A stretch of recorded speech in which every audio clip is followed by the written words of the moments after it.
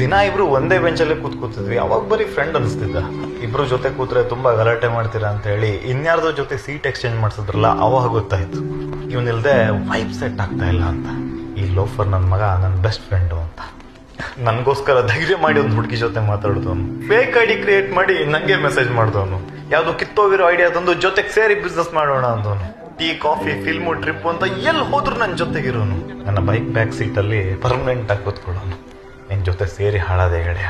ಆವತ್ತು ನಿನ್ ದೋಸ್ತಿ ಬಿಟ್ಟಿದ್ರೆ ಜೀವನದಲ್ಲಿ ಇವತ್ತೇನೋ ಒಂದು ದೊಡ್ಡ ಸಾಧನೆ ಮಾಡಿರ್ತಿದ್ದೆ. ಆದ್ರೆ ಲೈಫ್ ಒಂಥರ ಬ್ಲ್ಯಾಕ್ ಆ್ಯಂಡ್ ವೈಟ್ ಆಗಿರ್ತಿತ್ತು. ಹಾಗಂತ ಇವನೇನು ಬಂದು ಕಲರ್ ಪೇಂಟ್ ಮಾಡಿದವನಲ್ಲ, ಬಟ್ ಏನೂ ಇಲ್ದಿದ್ದಾಗ ನನ್ನ ಜೊತೆಗಿತ್ತು. ರಾತ್ರಿ 12 ಗಂಟೆಗೆ ಕಾಲ್ ಮಾಡಿದ್ರು ಯಾಕೆ ಅಂತ ಕೇಳದೆ ಬರೋನು. ನನ್ನ ಜೊತೆ ಒಂದೇ ತಟ್ಟೆಲಿ ಊಟ ಮಾಡ್ದವನು. ನನ್ನಮ್ಮನ್ನೇ ಅವನಮ್ಮ ಅಂತ ಕರೆದವನು. ಗೊತ್ತಿಲ್ಲ ಮಾತಲ್ಲ ಅದು ಯಾವ ಆಸ್ತಿ ಇಟ್ಟಿದ್ದಾನೋ ಏನೋ. ನಂಗೆ ಅದೆಂಥ ಕಷ್ಟ ಬಂದ್ರೂ ಅವನ ಮಾತಲ್ಲೇ ಅದನ್ನ ಖರೀದಿ ಮಾಡಿಬಿಡ್ತಿದ್ದ. ಬೈದೆ ನಂಗೆ ಮೋಟಿವೇಟ್ ಮಾಡ್ತಿದ್ದ. ಬರೀ ಕಷ್ಟದಲ್ಲ, ಅಕಸ್ಮಾತ್ ಮುಂದೆ ನಾ ಗೆದ್ರೆ ಆ ಗೆಲುವಲ್ಲೂ ನೀನು ಇರಬೇಕು ಬ್ರೋ. ಮುದುಕ ಆಗೋದ್ರಲ್ಲಿ ಒಮ್ಮೆ ಥೈಲ್ಯಾಂಡ್ ಹೋಗಿ ಬರೋಣ ಬ್ರೋ. ಅಕಸ್ಮಾತ್ ನೀ ಬೇಗ ಸತ್ತೋದ್ರೆ ನಾನೇ ನಿಂಗೆ ಹೆಗಲ್ ಕೊಡ್ತೀನಿ. ನಾನು ಬೇಗ ಹೋಗ್ಬಿಟ್ರೆ ನೀನೇ ನನ್ನ ಹೊರಬೇಕು ಬ್ರೋ. ಯಾಕಂದ್ರೆ ಬೇರೆ ಯಾರು ನನ್ನ ಹೊತ್ತರೆ ಆ ವೈಬೇ ಸೆಟ್ ಆಗಲ್ಲ.